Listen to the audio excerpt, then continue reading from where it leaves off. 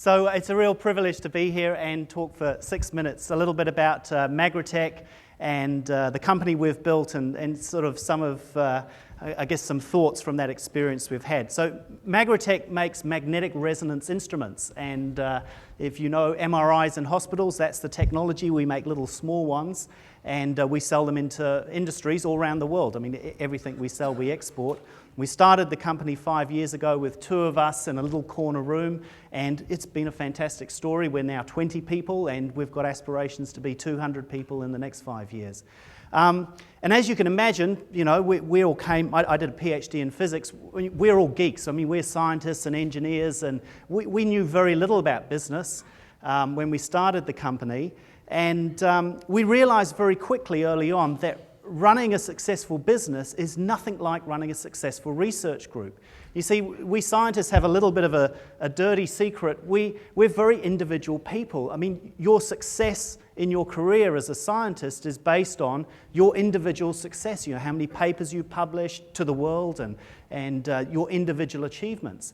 And what we realized very quickly in Magritek was we had to have a team. We had to have a team of people where everybody was working together and everybody was focused on the same goal. And we couldn't go off on our little curious tangents and explore what interesting thing was around the corner.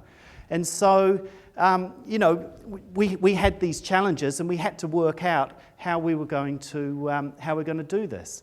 So, I mean, the sporting analogy is like a team sport versus an individual sport. So, you know, if you think of rugby, you know, what the forwards do and the backs do, you've got to trust each other, you've got to pass the ball along and get it to the wing and score. Whereas in scientists, you can think of it as a 100-meter sprint or a marathon. It's you on that field and no one else, and your success comes down to you. So we developed a few ideas, and these are probably not particularly earth-shattering, but this is what's worked for us in Magritek, dealing with our very scientific, very geeky group of people that we have in our company. And we have a fantastic team. I mean, we've achieved some amazing things over the last 5 years. So the first message is make sure that everybody in the company understands how important the role is that everyone else does in the company. And it sounds very simple, but again, scientists and engineers seem to have this genetic DNA which makes them sort of allergic to sales and marketing. And you start talking about sort of customers and marketing and they don't want a bar of it. So one of the things we do a lot of is all get in the room together. It's a nice thing you can do when you're a small company, but make sure, you know, the engineers are talking about what the customers are doing and the marketing people and salespeople are understanding what the technology and features are, and just try and draw everybody together so that we all appreciate that we're all going to succeed and fail together. It's not going to be, you know, if one person succeeds and somebody else fails, then, you know, as a company we're in trouble. So that's been one of the important things. The second thing is making sure that we celebrate our successes together.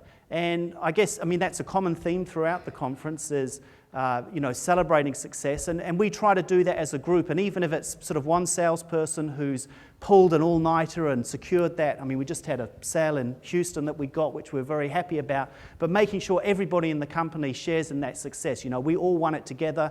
If it wasn't for the features in the product, if it wasn't for the great, easy-to-use software, and if it wasn't for the salespeople, we wouldn't have that revenue coming into the company that's going to pay our salaries.